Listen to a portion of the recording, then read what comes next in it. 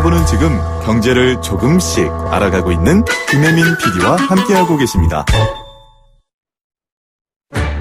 돈 셀 틈 없는 분야별 맞춤 정보. 알아야 지킨다. 생활 경제 백서. YTN 라디오 생생경제 매주 월요일 알아야 지킨다 생활경제백서입니다. 오늘 민생경제연구소 안진걸 소장 나오셨어요. 안녕하세요, 소장님. 네, 안녕하십니까. 최근에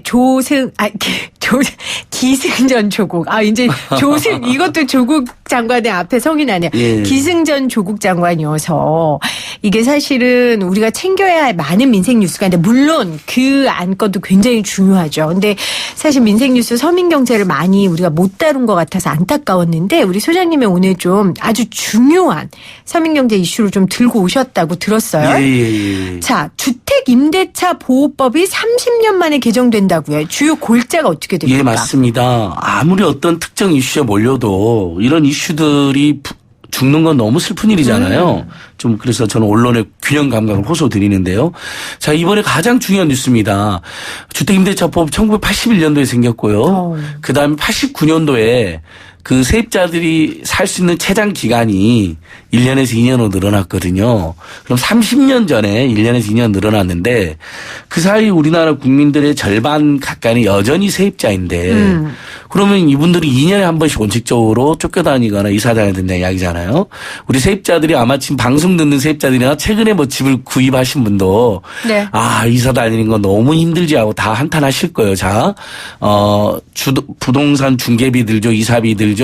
분명히 전세금 올려달라고 해서 피눈물 나게 돈 모아가지고 이제 올려주고 가는데 이렇게 되잖아요. 우리 이사 갈 때 우리가 이사 가는 집에 전세금을 줘야지 그 집주인이 그거 받아서 기존에 살던 사람한테 전세금을 네. 주고 내주고 잘합니다. 우리는 다른 세입자가 또 우리한테 내는 걸 받아갖고 나가니까 그게 이삿날 난리더라고요. 이삿날만 서울에서만 수천 건의 연쇄 이동이 있는 거거든요. 그러니까 한 집이 이게 뭐가 걸리면 그다음 집 그렇죠. 한 집이 갑자기 주기로 한 세입자가 돈을 못 맞췄다. 그러면 이게 다 제동이 걸리는 거예요. 네. 정말 그러면서도 포장이사비도 100만 원 안팎, 중개비도 100만 원 안팎 내면서 얼마나 힘듭니까? 독일의 세입자들은 제가 알아보니까 14년 정도를 살아요. 한국의 세입자는 3.5년도 못 삽니다. 네. 저만 해도 제가 20세 이후에 이사만 해서 10번 넘게 했더라고요. 너무 고통스러워요. 그럼요. 그래서 이번에 빅뉴스입니다.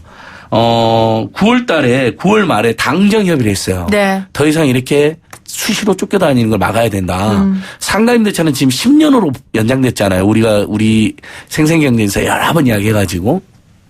우리가 얘기했던 거예요? 그럼요.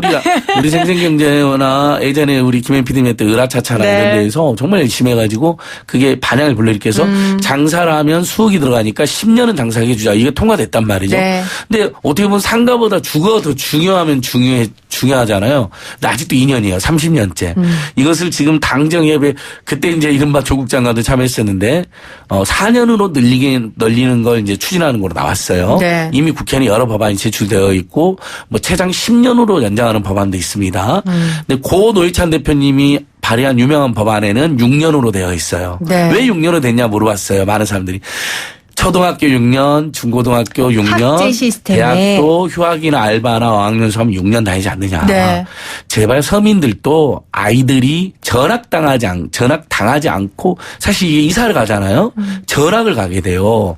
많게는 6년 동안에 2번에서 3번을 다니기 때문에 그러다 보면 학습에 전념이 안 되는 2중 3중의 고충이 생깁니다. 네. 그래서 저는 최근에 가장 빅뉴스는 우리나라 서민들 현재 우리나라 국민의 50% 가까이 여전히 세입자인 면에서 주택임대차법의 가장 큰 골자 최장 보호기간 2년이 최소 4년에서 6년으로 연장되는 게 추진되고 있다.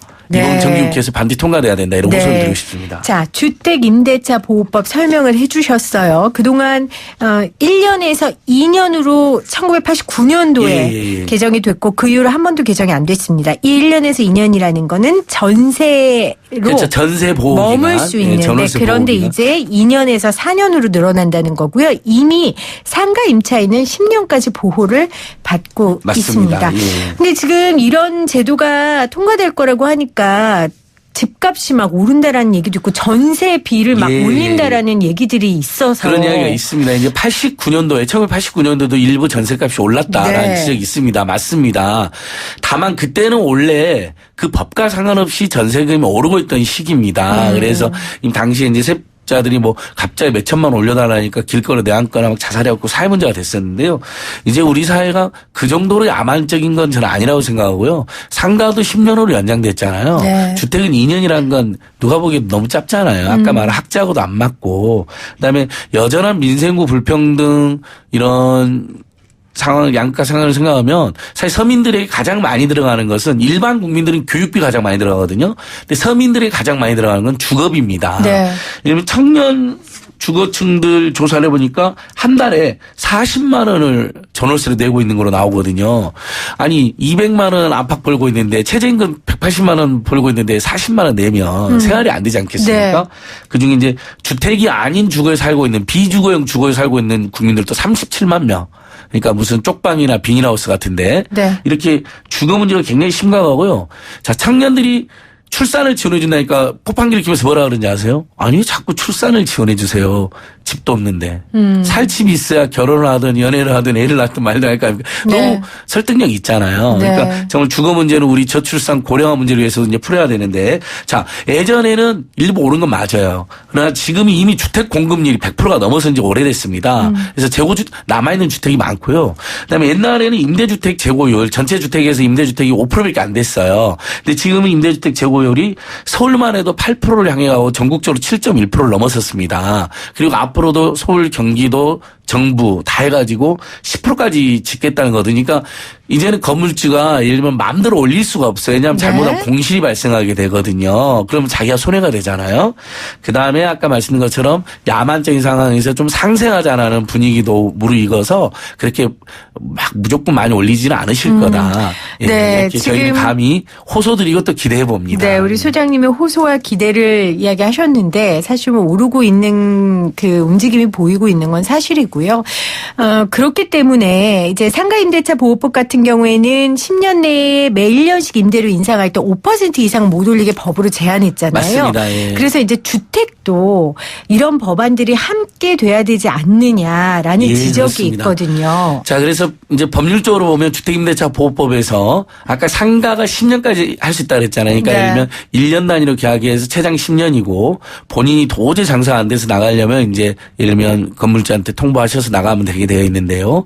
다만 만약에 길게 장사해봐야 건물주가 계속 막 몇십 프로 몇백 프로 올려달라 아무 의미가 없기 때문에 네. 길게 장사하게달라는 것은 법률적으로 세입자 계약갱신 청구권이고요. 네. 그다음에 전월세 그러니까 그 임대차 보증금을 상승을 제한하는 것은 전월세 상한제잖아요. 보증금 상한제인데 상가임대차법은 10년 이내에 5% 1년에 5% 이상 못 올리게 해놨습니다.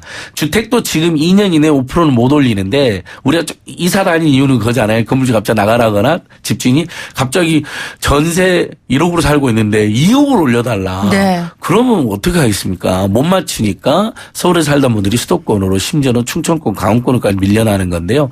그것이 2년이 4년에서 6년 후 지금 연장돼 는 건 좋은 일인데 만약에 전월세 상한제가 없으면 무의미하기 때문에 계약갱신을 길게 청구하는 것과 함께 전월세를 1년에 5% 이상은 못 올리게. 그러니까 건물주 입장에서는 이런 겁니다.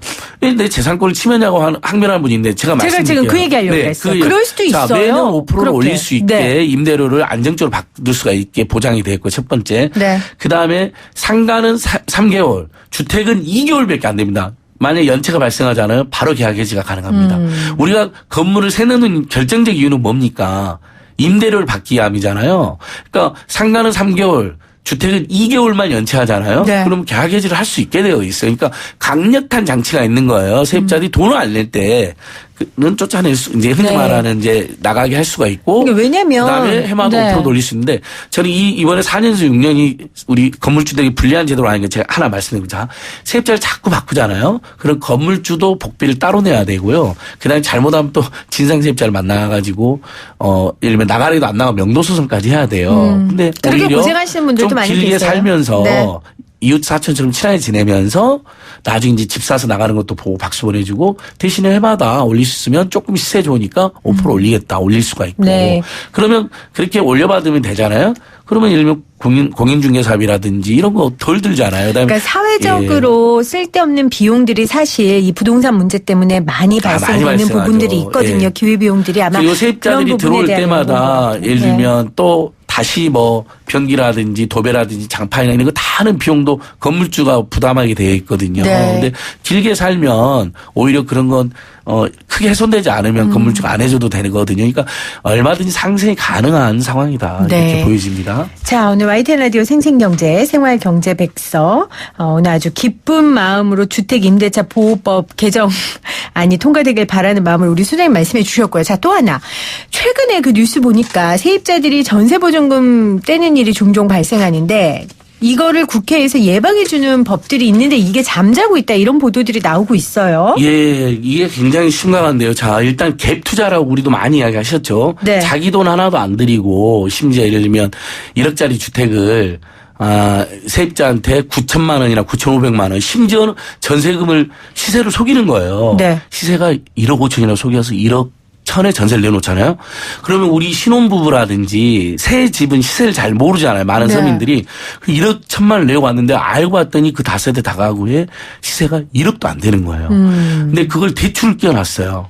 근데 그 건물주는 이거잖아요. 그것이 이제 집값이 올라가지고 자기가 그것을 팔고 나가려고 했는데 집값이 안 오르게 되면 이제 세입자가 저 이사 가야 됩니다. 돈 주세요. 그러면 이미 돈이 없는 거예요. 이것 때문에 지금 서울 수도권에서 심지어는 몇백 채까지 지금 그런 사기도 있었죠. 사기를 받아서 이제 문제가 있는데 네. 자, 그렇다면 이거잖아요. 내가 세입자인데 들어간 집에 세입자가 몇 명이나 있고 보증금이 얼마이고 시세가 얼마인지만 알면 주의를 할 수가 있잖아요.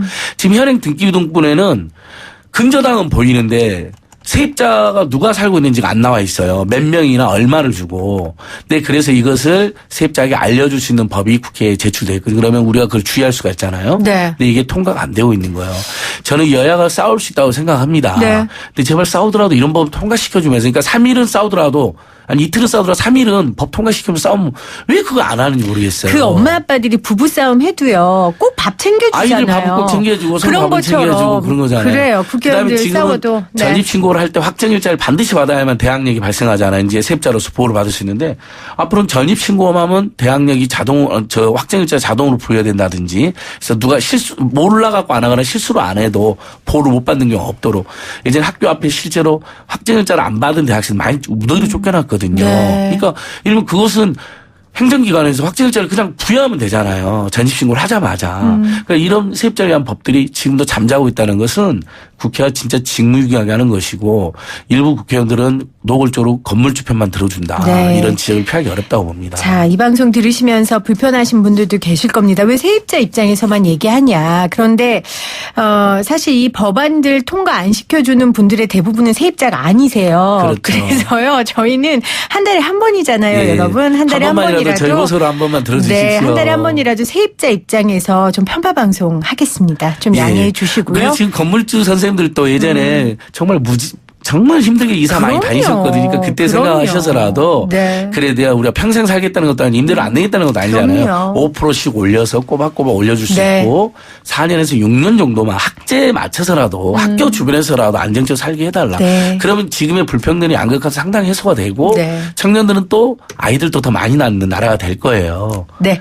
자, 주택 세입자 상가 임차인들이 건물주와 분쟁이 생겼을 때에는요. 여러분 서울시 주택임대차 상담실, 상가 임대차 상담실 또 서울시처럼 이 지자체와 법률구조공단에 여러 가지 위원회가 설치돼 있다고 합니다. 여러분들 거기에서 도움을 받으시면 됩니다. 소송 가기 전에 좀 조정을 맞습니다. 먼저 지금 하셔야 PD님 됩니다. 대단. 서울시, 그렇습니다. 경기도 법률구조공단 전국 6개, 네. 상가임대차 분쟁조정위원회, 주택임대차 분쟁조정위원회 그리고 상담실 정말 손쉽게 상담해주고 조정해줍니다. 네. 예, 꼭 가십시오. 자, 지금까지 민생경제연구소 안진걸 수장이었습니다. 고맙습니다. 예, 고맙습니다.